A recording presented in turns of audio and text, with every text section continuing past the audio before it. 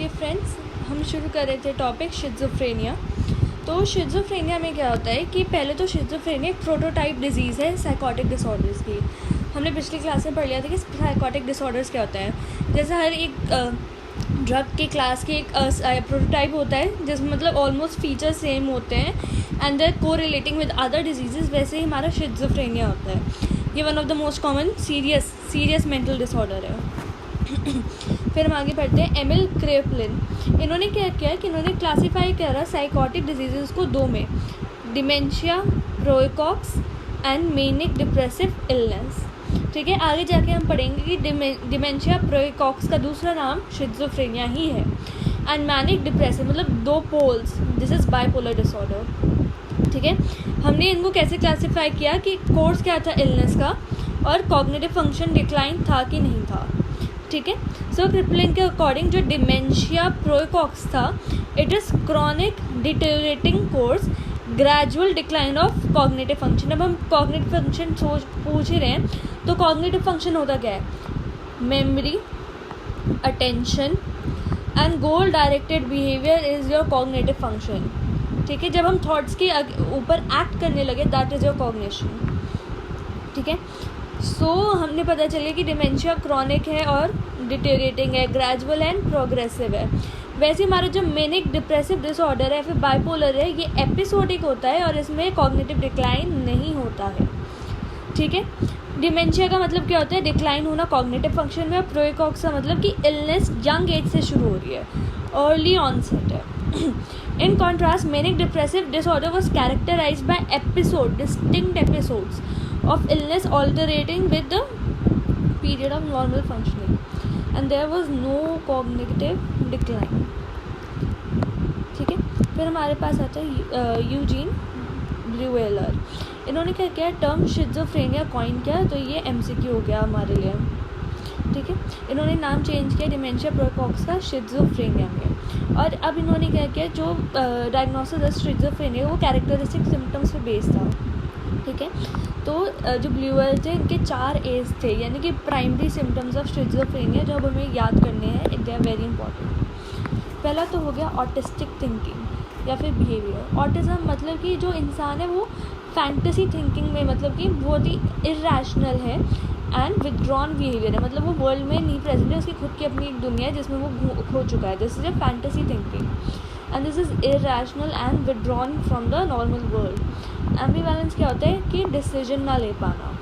Affect disturbances मतलब emotions का disturb होना, जैसे इनअप्रोप्रिएट इफेक्ट, जैसे हमने पिछली बार डिस्कस किया था कि किसी की मदर की डेथ हुई है और वो उस पर हंस रहा है, this is an inappropriate effect. तो ठीक है, फिर हमारे एसोसिएशन डिस्टर्बेंसेस मतलब जो उसके थॉट्स हैं वो फॉर्म नहीं पा रहे, इसलिए हम शिज़ोफ्रेनिया को फॉर्मल थॉट डिसऑर्डर भी कहते हैं। फिर कर्ट श्नाइडर आए, इन्होंने अपने श्नाइडेरियन फर्स्ट रैंक सिम्टम्स दिए। ठीक है, फॉर शिज़ोफ्रेनिया। ठीक है, तो अब हम क्राइटेरिया पढ़ते हैं कर्ट श्नाइडर के। उन्होंने कहा कि ये सारे के सारे 11 सिम्टम्स हैं। ठीक है, ये पैथोग्नोमिक हो भी सकते हैं और ज़रूरी नहीं है कि स्पेसिफिक हो शिज़ोफ्रेनिया के। पहला है 3 थॉट फिनोमिनन। 3 थॉट फिनोमिनन या फिर थॉट एलियनेशन होता है। ठीक है, इसका मतलब कि किसी को जो पेशेंट है उसको लग रहा है कि उसके दिमाग के साथ छेड़छाड़ हो रही है, उसके जो थॉट्स हैं वो उसके नहीं रहे, वो किसी और के थॉट्स हैं। तो एलियनेशन फिनोमिनन मतलब जो माइंड है उसके कंट्रोल में नहीं है, जो इंसान है, जो पेशेंट है। ये 3 तरीके का होता है। थॉट इंसर्शन मतलब कोई ज़बरदस्ती उनके दिमाग में थॉट्स डाल रहा है।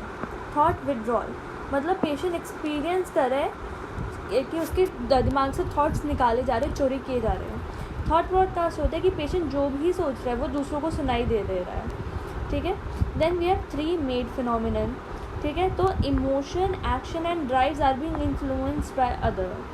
ठीक है, पहला हो गया वॉल्यूशन। वॉल्यूशन मतलब है कि जो पेशेंट है उसके एक्शंस कोई और कंट्रोल कर रहा है, वो खुद कंट्रोल नहीं कर रहा। For example, a patient would repeatedly put his hand in the Sam feeling and said कि मैं ये नहीं करना चाहता, कोई मेरे से ये ज़बरदस्ती करा रहा है। ठीक है, फिर है मूड अफेक्ट। मूड अफेक्ट मतलब कि जो पेशेंट है, someone is changing his affect, उसके इमोशंस चेंज हो रहे हैं। ठीक है, जब वो रोना चाहता है वो एकदम से तेज़ तेज़ हंस रहा है और वो helpless, I feel helpless because वो अपने इमोशंस कंट्रोल नहीं कर पा रहा है। फिर मेड इम्पल्सेस मतलब सडन एक्ट करना, सडनली किसी पर कॉफ़ी फेंक दी, ठीक है, और जब पूछे क्यों फेंकी तो उसने कहा कि मैंने नहीं फेंकी है, मुझे किसी ने फोर्स किया था, CBI ऑफिसर्स ने मुझे बोला था कि ये करो वरना तुम्हारे साथ ये हो जाएगा। तो ये हो गया मेड इम्पल्सेस। फिर हम आते हैं 3 ऑडिटरी हैलुसिनेशन। अभी तक हम 6 कवर कर चुके हैं, ये है 9 और, ठीक है। ऑडिटरी हैलुसिनेशंस में हम क्या क्या देखते हैं, वॉइस, आर्ग्यूइंग और डिस्कसिंग। तो जब भी ऑडिटरी हैलुसिनेशन होता है तो मोस्ट कॉमनली ये थर्ड पर्सन के रिस्पेक्ट में होता है। वॉइस, आर्ग्यूइंग या डिस्कसिंग मतलब कि पेशेंट के दिमाग में 2 वॉइसेस घूम रही हैं, 2 या 2 से ज़्यादा, वो आर्ग्यू कर रही हैं, और जो पेशेंट है वो थर्ड पर्सन रेफरेंस में है, ठीक है, वो उस कन्वर्सेशन का पार्ट नहीं है, वो वॉइसेस उसके बारे में बात कर रही हैं। फॉर एग्जाम्पल, पहली वॉइस कहती है कि बहुत ही स्ट्रेंज इंसान है and he does not have any good qualities. Second voice कहती है कि येस ऑल्सो लुक फैट है, how fat he has become. तो इसके दिमाग में 2 वॉइसेस हैं पर वो अलग अलग हैं, और जो इंसान है वो अलग है, मतलब इंसान is a third person party. जब हम इंग्लिश में कहते हैं ना third person, so it is a third person, ठीक है। फिर हमारे पास आता है कि voices commenting on the patients action, ठीक है। सो रनिंग कॉम्प्लीमेंट्री चल रही है, अगर पेशेंट ने प्लेट उठाई तो आवाज़ कहेगी देखो इसने प्लेट उठा दी, कुछ भी करेगा तो वो कमेंट्री चल रही है पीछे। इसमें अगेन पेशेंट जो है थर्ड पर्सन एग्जाम्पल है, और ये भी थर्ड पर्सन ऑडिटरी हैलुसिनेशन है। ऑडिबल थॉट्स मतलब कि पेशेंट जो भी सोच रहा है उसको लग रहा है कि कोई इंसान वही सेम टू सेम बोल रहा है। फॉर एग्जाम्पल, पेशेंट को भूख लगी है, उसने बोला मुझे खाना खाना है, फिर उसके दिमाग में एक अलग आंटी हैं, ये एग्जाम्पल आप देख सकते हैं, मिडिल एजेड वुमेन है, जो कह रही हैं कि I will have dinner eight restaurant tonight, ठीक है। सो ये हो गया इन थॉट्स के लिए। फिर हम आगे बढ़ते हैं, ये हो गए हमारे 3 ऑडिटरी हैलुसिनेशंस। फिर आता है सोमैटिक पैसिफिसिटी, ये 10th पॉइंट है। सोमैटिक पैसिफिसिटी मतलब कि पेशेंट सर्टेन सोमैटिक हैलुसिनेशन देता है एंड उसको लगता है कि वो हैलुसिनेट इसलिए कर रहे हैं क्योंकि कोई एक्सटर्नल एजेंसी है जो ये कर रही है उसके साथ, मतलब वो खुद हैलुसिनेट नहीं करना चाह रहा है, ना वो कंट्रोल कर पा रहा है, कोई दूसरी एजेंसी उसको हैलुसिनेट करवा रही है। तो patient reported intense burning sensation inside his right knee and has claim it is because of UV रे सेंड बाय FBI, ठीक है। जब हैलुसिनेशन एंड ये आपका डिलीरियम दोनों साथ हो जाते हैं, दिस इज योर सोमैटिक पैसिफिसिटी, मतलब वो अपने हैलुसिनेशंस कंट्रोल नहीं कर पा रहा है। फिर डिल्यूजनल परसेप्शन क्या है, ठीक है, it is attach to a normal person, ठीक है। अब डिल्यूजनल परसेप्शन में क्या होगा कि शिज़ोफ्रेनिया ने पेशेंट ने सीलिंग पे देखा और उससे लगा कि सारे के सारे उसे होमोसेक्सुअल कंसिडर करते हैं। तो इसमें क्या होगा कि एक नॉर्मल परसेप्शन होगा, मतलब जो इम्पल्स होगा वो प्रेजेंट होगा और उसको सही परसीव होगा, ठीक है। इस इल्यूजन नहीं होगा, उसको इम्पल्स है उसको सही परसीव हुआ है, पर उस परसेप्शन के साथ, पहले परसेप्शन के साथ एक डिल्यूजन अटैच्ड है। तो अब जब भी वो पंखा देखेगा उसको लगेगा कि सब उसको होमोसेक्सुअल मानते हैं, ठीक है। ये जो डिल्यूजन परसेप्शन है, it is also known as primary delusion. अब हम पढ़ते हैं प्राइमरी और सेकेंडरी डिल्यूजन्स क्या होते हैं, ठीक है।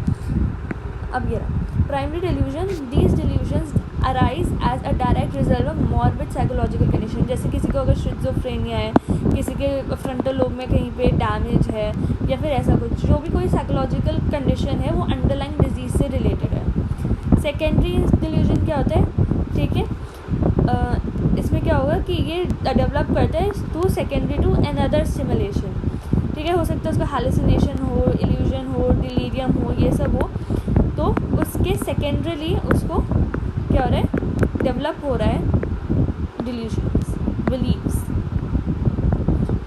ठीक है। फिर शिज़ोफ्रेनिया हाईली इनहेरिटेबल प्रॉब्लम है, ठीक है, और इसकी प्रेवलेंस जो है रिलेटिव्स में हायर है, ठीक है। Prevalence of schizophrenia specific population आप देख सकते हैं, अगर मोनोजाइगोटिक ट्विन है तो सबसे ज़्यादा चांसेस है कि दोनों को शिज़ोफ्रेनिया होगा, ऑलमोस्ट 50% चांसेस है, इज हाईली इनहेरिटेबल, ठीक है। फिर हम देखते हैं यू एज ऑफ ऑनसेट क्या होता है, एडोलेसेंस एंड यंग एडल्टहुड में ही ईजिली होता है, मतलब 45 ईयर्स के बाद अगर ये आपको शिज़ोफ्रेनिया हो रहा है तो उसको लेट ऑनसेट शिज़ोफ्रेनिया कहते हैं। सेक्स की बात करते हैं तो इक्वली प्रेवलेंट होता है, पर मेन में अर्लियर प्रेसिपिटेट करता है। शिज़ोफ्रेनिया कहाँ कॉमन होता है, लोअर सोशो इकोनॉमिक क्लासेस में। अब ये है कि बॉडी टाइप से भी रिलेटेड हो सकता है। फॉर एग्जांपल जो एस्थेनिक होता है, एस्थेनिक मतलब थिन या वीक होता है, उनको शिज़ोफ्रेनिया होने के चांसेस ज़्यादा होते हैं। पिकनिक होते हैं, शॉर्ट या फैट होते हैं, उनको क्या होते हैं, बाइपोलर डिसऑर्डर होने के चांसेस ज़्यादा होते हैं। ठीक है, फिर ईटियोलॉजी एंड पैथोजेनेसिस।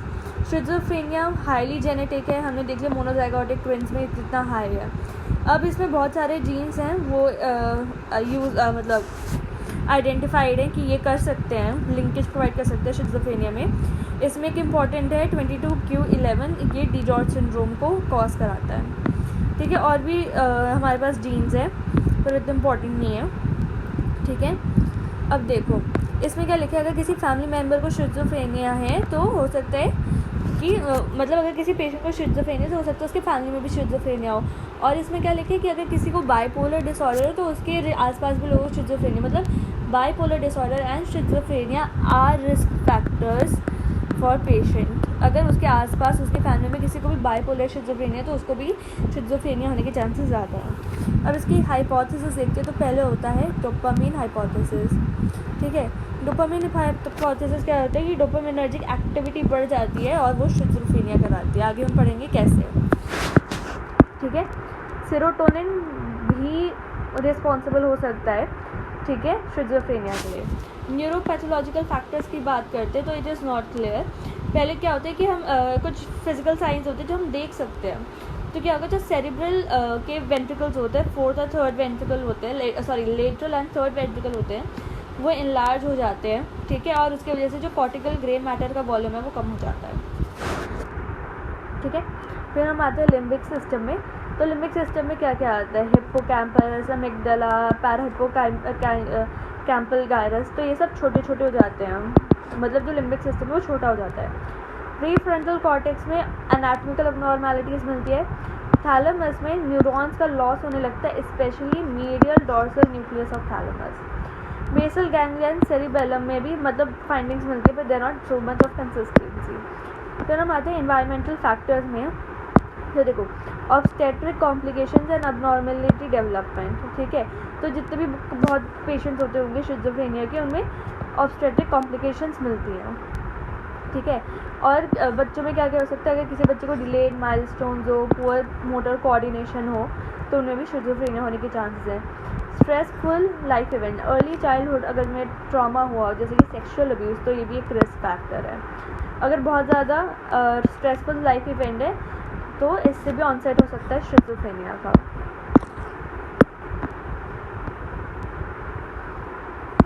फिर हम आते हैं season of birth and maternal exposure to infection. तो जो पीपल विंटर्स में ज़्यादा बॉर्न हुए होते हैं, ठीक है, या फिर अर्ली स्प्रिंग में, तो उनको इन्फेक्शन होने के चांसेस ज़्यादा होते हैं। उस वजह से उनको मैल न्यूट्रिशन हो सकता है, उसकी वजह से they are more prone to schizophrenia. Advance paternal age, it is father not the mother, paternal age, उसमें भी शिज़ोफ्रेनिया होने के चांसेस ज़्यादा होते हैं। माइग्रेशन की बात करें तो माइग्रेन्स को ज़्यादा चांसेस होते हैं शिज़ोफ्रेनिया होने के। ठीक है, फिर ड्रग अब्यूज़ की बात करते हैं। It is shown that cannabis use also increases your schizophrenia. ठीक है, अर्बन एरियाज़ में भी शिज़ोफ्रेनिया ज़्यादा होता है in comparison to rural area. फिर हम आते हैं सिम्टम्स में। तो देखो, ये इंपॉर्टेंट है कि शिज़ोफ्रेनिया में दो तरह के सिम्टम्स होते हैं, एक होते हैं पॉजिटिव सिम्टम्स और एक होते हैं नेगेटिव सिम्टम्स। ठीक है, तो पॉजिटिव सिम्टम्स में या फिर साइकोटिक सिम्टम्स में क्या होगा, सब कुछ हाई होगा, मतलब बहुत ही ज़्यादा खुशी, बहुत ही ज़्यादा यूफोरिया होना। ठीक है, तो इसमें क्या क्या है कि इसके दो इंपॉर्टेंट कॉम्पोनेंट्स है, डिल्यूजन एंड हैलुसिनेशन। अब ये क्या होता है कि पॉजिटिव सिम्टम्स जो होते हैं वो रिस्पॉन्ड वेल करते हैं तो मेडिकेशन और गुड प्रोग्नोसिस होता है। ठीक है, ये आपका क्वेश्चन हो गया। डिल्यूजन जो शिज़ोफ्रेनिया में होता है सबसे कॉमन होता है डिल्यूजन ऑफ परसिक्यूशन। हमने लास्ट में पढ़ा था कि परसिक्यूशन क्या होता है कि जो इंसान है वो अब ऐसा सोचता है कि हर कोई उसको हार्म करना चाहता है, उसको मार डालना चाहता है। ठीक है, हैलुसिनेशन में कॉमन कौन सा है, auditory hallucination. Visual hallucination second most common है, पर अगर ये प्रेजेंट है तो we will always check for कोई ऑर्गेनिक मेंटल डिसऑर्डर तो नहीं है बंदे को। ठीक है, और ये पॉजिटिव सिम्टम्स के होते हैं, डोपामिन एक्सेस हो जाता है। मीज़ोलिम्बिक ट्रैक्ट में भी हमने देखा कि लिम्बिक सिस्टम सारा छोटा हो जाता है। ठीक है, तो मीज़ोलिम्बिक ट्रैक्ट कहाँ से कहाँ तक रन करता है, ventral segmental area to nucleus accumbens. ये आपका एमसीक्यू क्वेश्चन है। फिर हम आते हैं नेगेटिव सिम्टम्स में। नेगेटिव सिम्टम्स में क्या होगा, लॉस ऑफ नॉर्मल फंक्शन होगा, अब सब कुछ डिप्रेस हो जाएगा, जो पेशेंट को डिप्रेस हो जाएगा, ये पोरली रिस्पॉन्ड करता है मेडिकेशंस को, एंड पुअर प्रोग्नोस्टिक फैक्टर होता है। ठीक है, ओव्यूलेशन मतलब कि वो जो भी मतलब डे टू डे एक्टिविटीज़ है वो करने में इंटरेस्टेड नहीं है, जैसे नहाना धोना, एजुकेशन पाना। एपैथी मतलब loss of concern for risk और टास्क रिजल्ट, मतलब उसको कुछ भी करने से कोई डर नहीं लगता। फॉर एग्जांपल अगर कोई स्टूडेंट है, उसको शिज़ोफ्रेनिया है तो वो नहीं पढ़ेगा, उसको कोई डर नहीं लगता फेल होने से। एनहिडोनिया मतलब कि पहले जिन चीज़ों में उसको मज़ा आता था वो नहीं आ रहा है। असोशियलिटी, जो सोशल रिलेशनशिप्स हैं वो कम हो गए हैं। ठीक है, और डिक्रीज सोशलाइजेशन हो गया है इंसान का। ठीक है, फिर हमारा अफेक्टिव फ्लैटनिंग और ब्लंटिंग।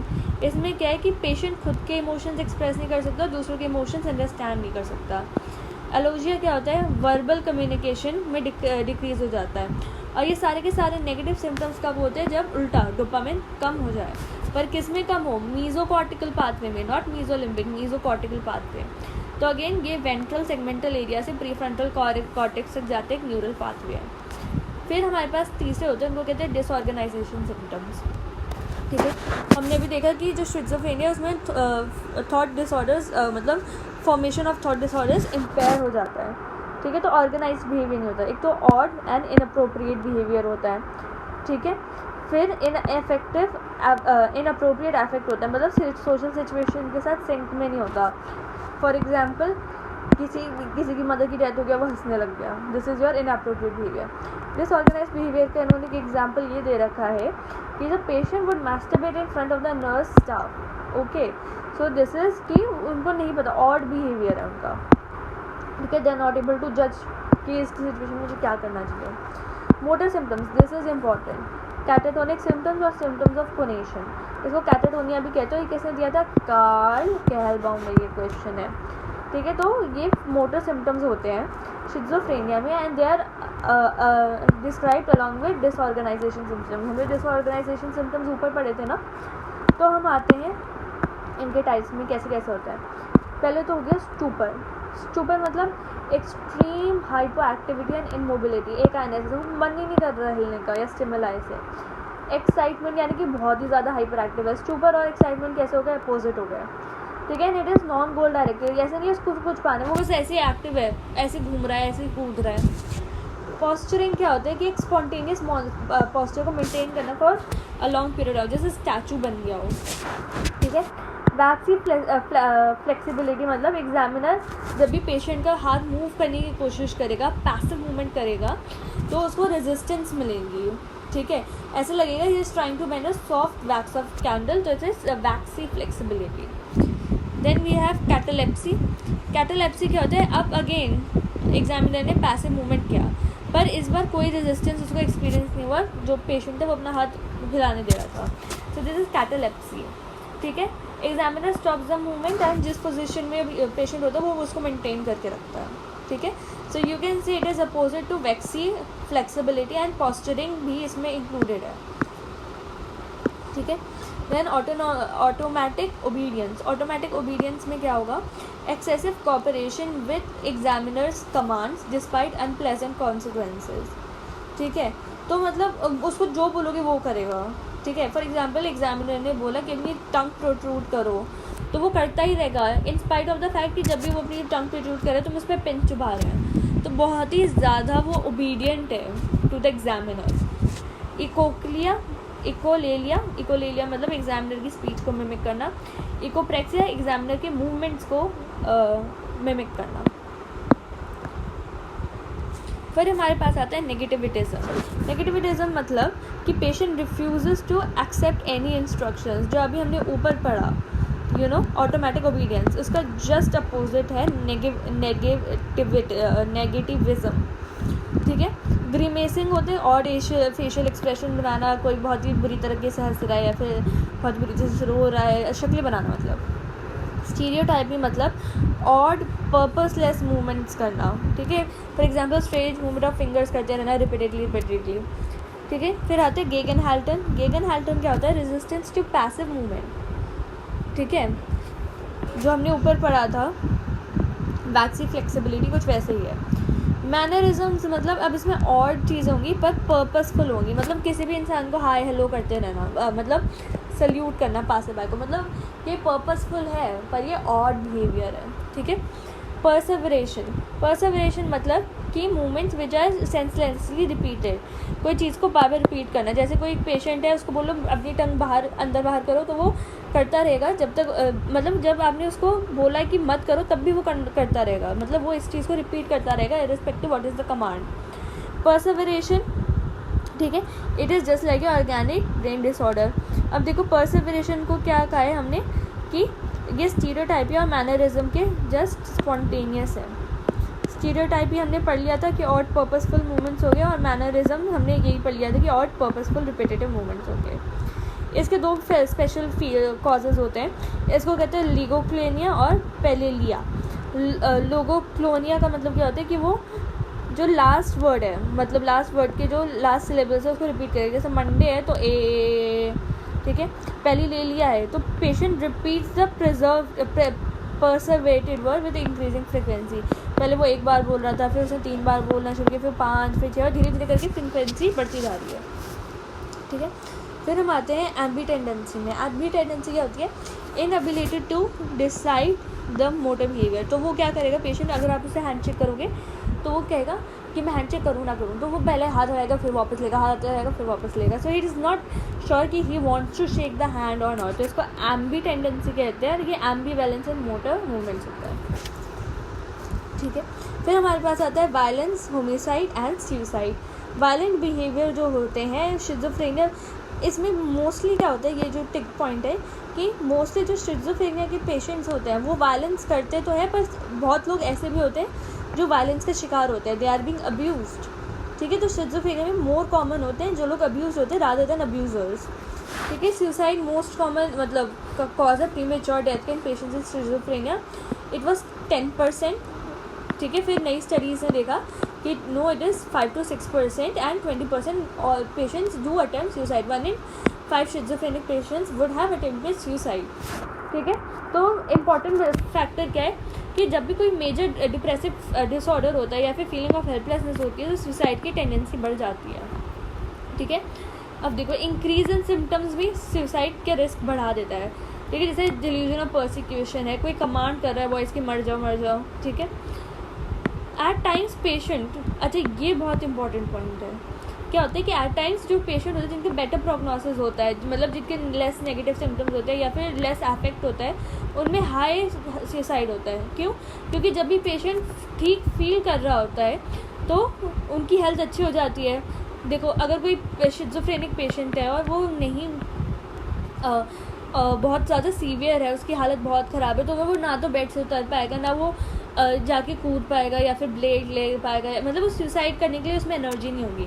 पर जैसे जैसे वो ठीक होगा, ठीक है, तो उसके पास एनर्जी आएगी तो फिर वो सुसाइड अटेम्प्ट करने की कोशिश कर सकता है, ठीक है।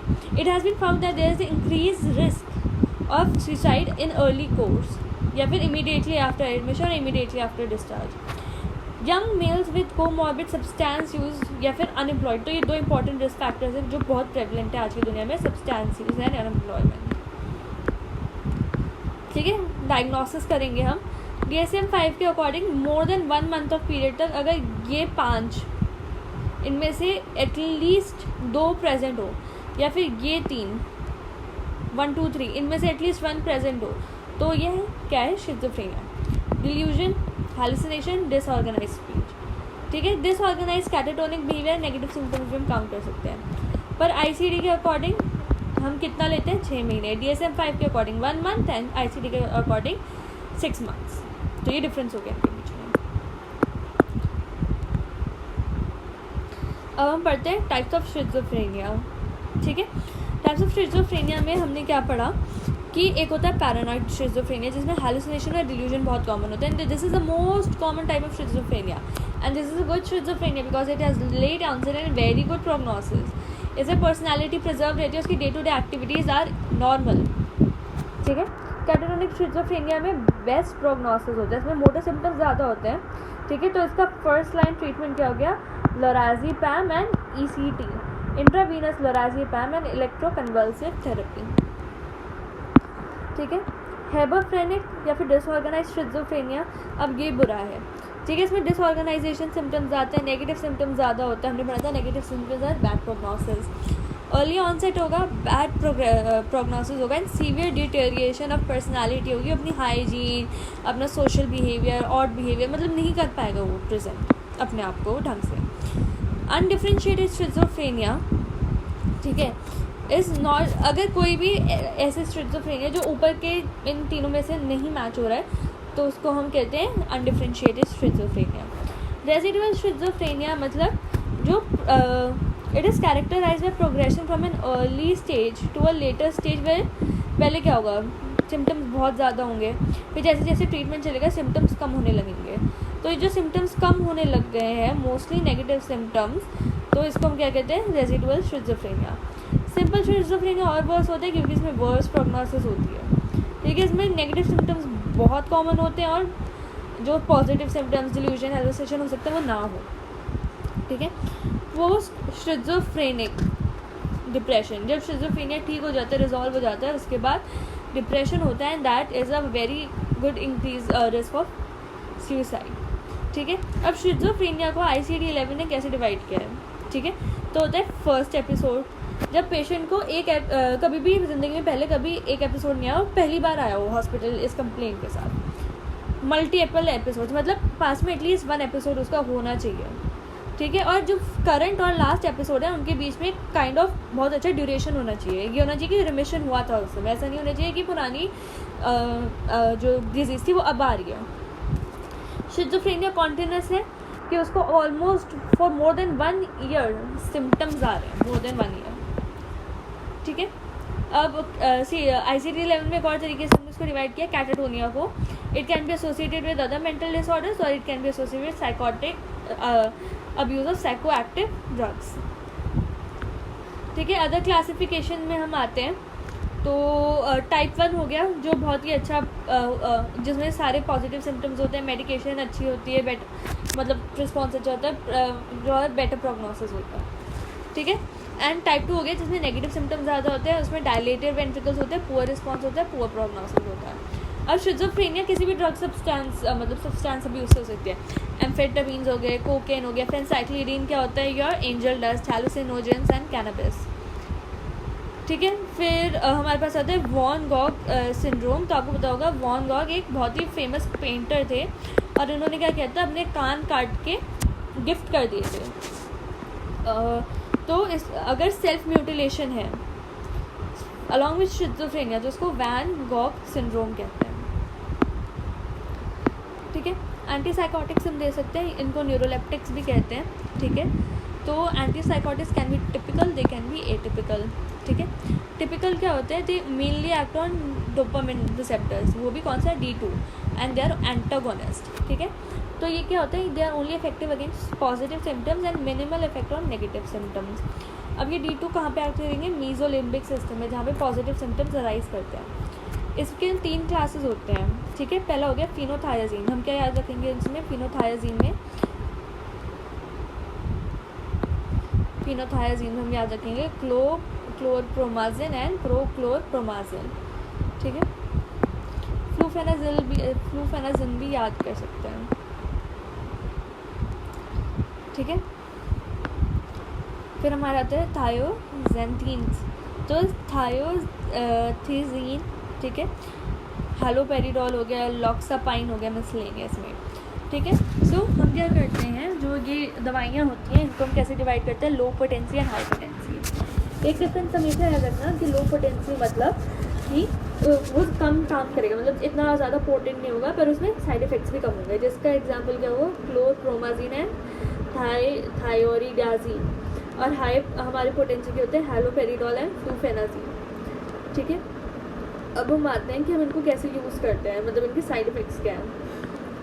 पहले हो गया movement disorder, this is important, इसमें एक्स्ट्रा पिरामिडल साइड इफ़ेक्ट्स आते हैं, ठीक है। और ये क्यों आते हैं, बिकॉज डोपामिन रिसेप्टर जो नाइट्रोस्ट्राइटल पाथवे में है या फिर जो बेसल गैंग्लिया में है वो अफेक्ट हो जाता है, ठीक है।